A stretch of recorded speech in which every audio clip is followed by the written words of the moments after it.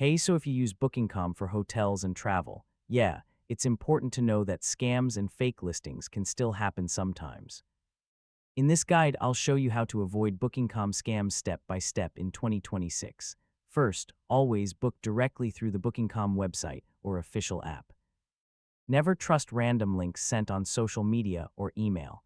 Always read guest reviews, especially recent ones, to see if the property is legit. Choose hotels with lots of verified reviews and complete profiles.